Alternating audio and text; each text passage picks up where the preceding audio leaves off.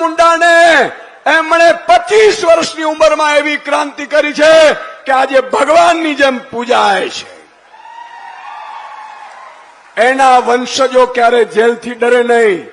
મારે ભાજપ વાળાને કહેવું છે કે ચેતર વસાવાને તમે એકવાર જેલમાં નાખ્યા. માનનીય અરવિંદ કેજરીવાલજી, માનનીય ભગવત માનજી અમને ફોન કર્યો તે વખતે પણ કે સુદાન क्या करना चाहिए.